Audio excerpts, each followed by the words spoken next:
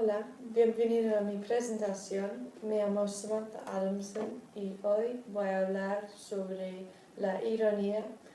Mi presentación está basada en un texto académico de Rosario González de la Universidad Autónoma de Madrid y su texto trata del uso de la ironía en la vida diaria y también en el mundo González. A lo largo de la historia ha sido muchos estudios sobre el uso de la ironía en la vida cotidiana, sino también en la literatura, que algunos autores han utilizado la ironía para adaptar el tono de su escritura.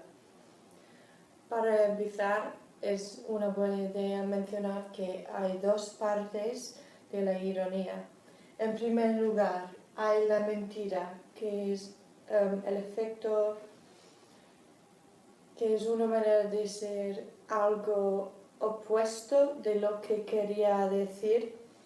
Y también hay el chiste, que es el efecto cómico de lo que ha dicho el hablante, por ejemplo, pero este chiste no es necesariamente verdadero.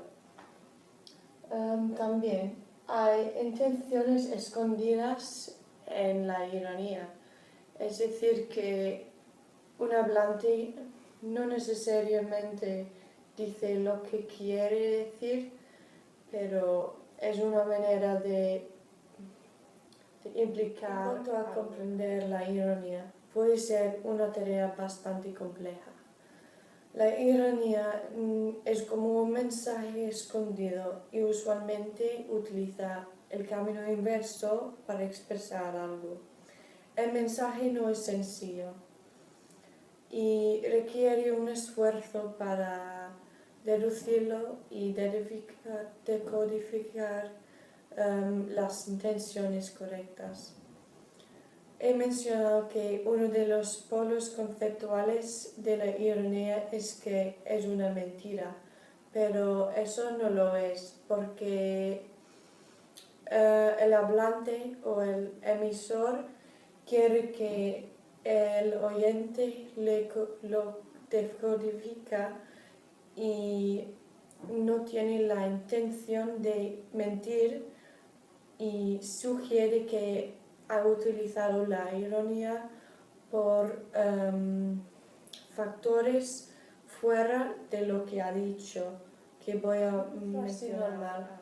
Hay un significado explícito, es decir, que el receptor sabe lo que quería decir el emisor, pero en la ironía, en una frase hay un significado implícito que el oyente debe deducir lo que quería decir el emisor. Y esto es un poco sorprendente para el oyente porque no esperaba algo que no podía comprender. Y es la responsabilidad del emisor que utiliza ironía que no es demasiado difícil para comprenderlo y sabe los conocimientos del oyente. Un lector necesita un conocimiento global del mundo para comprender lo que ha dicho el escritor por el uso de la ironía. Por ejemplo, hay asociaciones que implican esa ironía. Y si un lector no tiene este conocimiento, no puede comprender las asociaciones y lo que quería ver Ballard. Se puede utilizar unas pistas en un texto para crear esta idea del uso de la ironía. Por ejemplo, hay la hipérbole, giros discordantes con el significado expresado o elegir el tono del escrito. Pero se puede practicar como un escritor cuando se puede utilizar esas cosas, porque cuando están solas no crean esta idea de la ironía, pero cuando se une esas cosas crean ese sentimiento de la ironía. Puede ser difícil de detectar la ironía. Por ejemplo, en el oral hay elementos auxiliares como la entonación del voz y elementos paralingüísticos como los gestos y rodean la emisión del mensaje. Pero estos técnicos no existen en el escrito que voy a discutir. Estos elementos auxiliares y paralingüísticos imiten el tono irónico. La ironía solo funciona si el oyente se da cuenta de que hay algo un poco extraño y diferente en el uso del lenguaje, si no, el emisor ha fracasado a utilizar este ironía.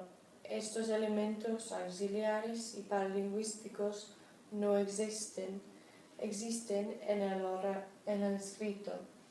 En lugar de estos hay elementos textuales y extratextuales. Los textuales son contrastes de todo el resto del texto y los extratextuales son referencias a la cultura y aluden a utilizar la ironía. Y también hay elementos intertextuales que son las relaciones entre textos.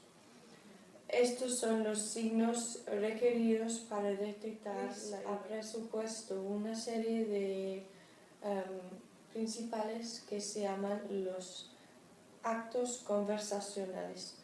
Y estos son unas reglas que se supone en una conversación y están aceptadas por todos los hablantes. Por ejemplo, tengo dos aquí. Príncipe de cooperación es la idea que la conversación está adaptada al propósito final, y el príncipe de cualidad. El emisor no debe decir algo falso.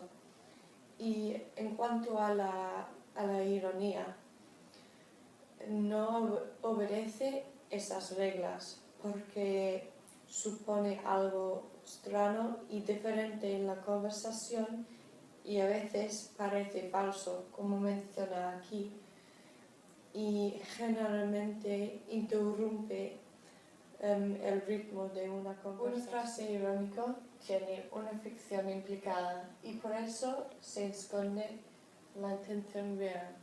Pero para concluir, es importante mencionar que es difícil de definir la ironía, porque en el oral hay maneras diferentes de detectar la ironía.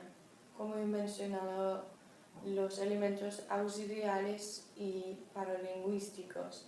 En el escrito hay elementos extratextuales y textuales. Pero realmente es la responsabilidad del emisor para adaptar su uso de la ironía a su audiencia, porque tienen conocimientos diferentes y hay maneras que cambian la manera de utilizar la ironía. Cada audiencia tiene sus propios conocimientos sobre el mundo y las asociaciones en su cerebro, y esto impactan su comprensión del uso de la ironía. Gracias por ver mi presentación.